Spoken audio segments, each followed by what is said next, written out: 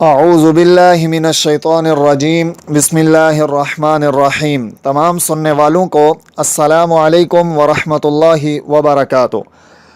محترم سامعین کرام، آج کل دنیا میں ہر انسان اس بات سے خوف زدہ ہے کہ اس کی اولاد اس کی فرما بردار نہیں ہے، اور بہت سی شکایات علماء کرام کے پاس یہ آتی ہیں، یہ موصول ہوتی ہیں کہ حضرت کوئی ایسا وظیفہ بتا دیں جس سے اولاد فرما بردار ہو جائے۔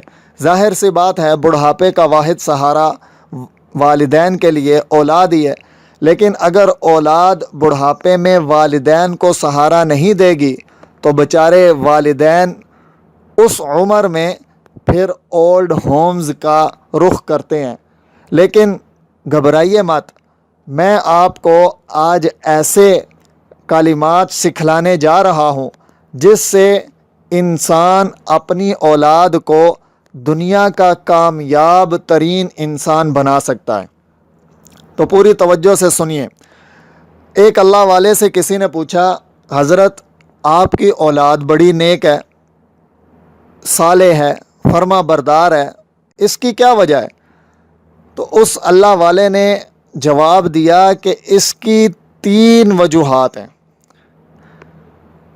پہلی وجہ تو یہ ہے کہ میں نے ہمیشہ اپنی اولاد کو حلال کھلایا ہے۔ تو سب سے بڑی اور سب سے اہم چیز، اگر اولاد کو نیک صالح فرما بردار بنانا چاہتے ہیں تو ان کے لیے حلال رزق کا بندوبست فرمائیں۔ تو اس اللہ والے نے اپنی نیک اولاد کی دوسری وجہ یہ رکھی کہ میں خود نیک ہوں، نیکی کرتا ہوں، اللہ کا حکم مانتا ہوں، مجھے دیکھتے ہوئے میری اولاد بھی اسی نیک راستے پر چلتی ہے۔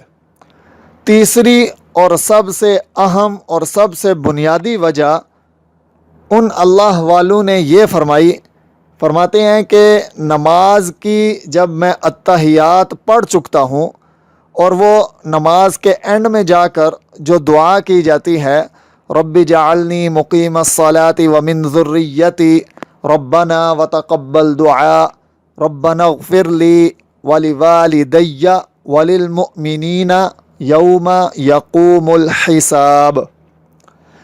تو ان اللہ والوں نے فرمایا کہ میں اس والی دعا کے بعد ایک اور دعا اس کا میں اہتمام ضرور کرتا ہوں، اور وہ دعا سورۃ الفرقان آیت نمبر 74 سماعت فرمائیں جی۔